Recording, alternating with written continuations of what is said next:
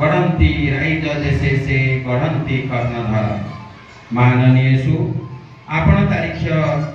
8/7/1975 मसीहा गजपति जिला मोहना ब्लॉक अंतर्गत बिरकोट ग्राम पिता जोहन बक्स उठान सिंह माता सुलोचना उठान सिंह कोलमंडन करथिले एक सुभाषित लग्न रे जीवन रे एक नीरव साधना धैर्य निष्ठार औज्जल्य रे दीप्तिमय हुए जीवन परिधि सेवा मनोभावर पवित्र स्रोत रे तरंगायित हुए समाज और सामाजिकता एही महामंत्र को पाठे करी आपण आपणकर विपुल जीवन बोधरे एक नियारा परिचय सृष्टि करि पाइछन्ति। जने सुदक्ष कर्तव्य परायण शिक्षक भाबरे आपण विभागीय स्वीकृति जेतिकी लाभ करिछन्ति निजर उदार हृदय अमायिक व्यक्तित्व जोगु ततोधिक लाभ करिछन्ति सहकर्मी तथा अभिभावक मानकर श्रद्धा। प्रथमे नोलाघाट क्लस्टर अंतर्गत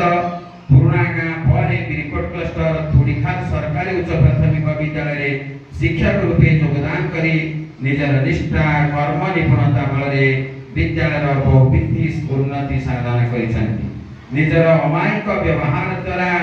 अन्य को कर्माभिमुखी करिबारे मध्य आपण बेस पारंगम जने छात्र वत्सल अनुभूति संपन्न दक्ष प्रशासक ओ संस्कृति संपन्न मनीष भाव आपण परिचित अनन्य असाधारण तथा अविस्मरणीय हे महाशय आपण त्यागभूत जीवन विदाय बेला आमे ही भव्य संबर्धना अर्पण करी निजकु गौरवान्वित मन करूछु। आपणकर गुणमुग्ध बिरकोट आंचलिक साधन केन्द्र संयोजक तथा एवं शिक्षक और शिक्षयित्री वृंद वर्तमान आमर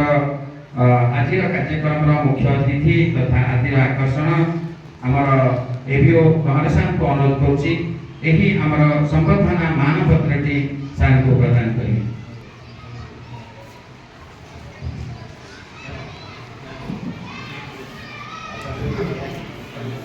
गुरुजे अटय मलय पवन काष्ठ करई चंदन गुरुंक बिना कर्म जेते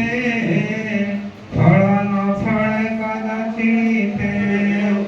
गुरुंक बिना कर्म जेते फल